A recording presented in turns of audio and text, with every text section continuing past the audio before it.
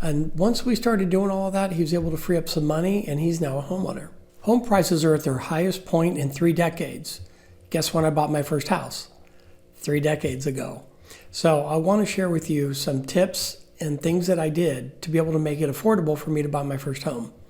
So the first thing I did is I took a debit card and I made sure that I paid for everything with that debit card. No matter how small or how large my expenses were, everything went on that one debit card. Then what I did is at the end of the month, I went through my debit card to see where I was spending all of my money. And I highlighted things that I thought that I could cut and still have a very comfortable quality of life. So what I did the next month is I cut those things out, and I'll tell you what some of those things were. And at the end of the month, I was able to figure out how much money I saved by not spending money on those things. And that gave me a pretty good idea of what kind of a payment I would be comfortable with as far as a mortgage. So what I did is I took my normal rent payment, I took the cost, the money that I saved from cutting costs, and I added the two together, and that gave me a baseline idea of about where I thought my mortgage payment would need to be. Okay, so some of the things that I cut is I found that I was eating out a lot. And eating out is very expensive. It can be 2 or 3 times more than what it would cost for you to just cook at home. And in some cases, depending where you eat, you could also be leaving a tip. So it's very expensive, and you'd be surprised at how much money goes to eating out every day. The second thing was convenience stores. And I actually helped a customer who wanted to buy a home, but he couldn't afford it, or he didn't feel he could afford it. So we did what I just suggested. We took the debit card, he put all of his expenses. We sat down, we went through it. And what we found out is that he was spending about $150 a month at the convenience store on Red Bulls and snacks. And instead, I told him to go get a case of Red Bull instead of buying it individually every day from a convenience store. And the cost of it was about 1/3 of what it was costing him to buy them individually. Same thing with the snacks. I said, buy it in bulk. That way you don't have to stop doing what you enjoy doing, but you can still reduce some of the cost. And once we started doing all of that, he was able to free up some money, and he's now a homeowner.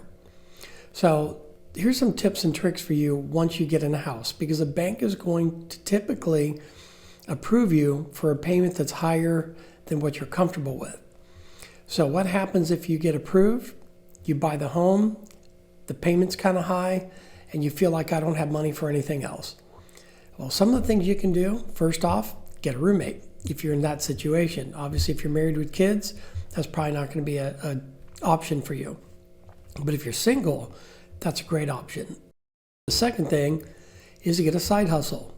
So if you have a talent in doing things, whatever that might be, find a way to monetize it. You know, maybe drive for Uber or for Lyft, or if you create things, you can sell them online on Marketplace and make some extra money that way. The third thing is you can download my mobile app. You can put in what you think your monthly mortgage payment is going to be by filling out the information on the calculator, and then get together with a tax professional and say, hey, if I bought a house for this much money and this was my mortgage payment, based on tax laws, do you think that I would get a higher refund versus if I was renting? You may or may not. It just depends on your situation. But take into account that if you do end up getting a refund because of the interest deduction on the mortgage, you could find yourself a lot more money. So yes, your payment's higher, but if you're keeping more of your income, that can help offset the payment. 2 single guys, they were both firefighters, and they were trying to buy in California. Neither one could afford a home on their own, so they paired up together. They came together with an agreement that they would share the same exact down payment. They would both live in the home for several years, and then they both agreed that they would sell it at the end of that time frame. They would take their portion of the equity, and then they would go out and buy their own homes. And it worked beautifully for them. So there are ways to do this. They just may not be easy. So if you're okay with making those cuts, if you're okay with making those lifestyle changes to be able to afford a home, then you can do this.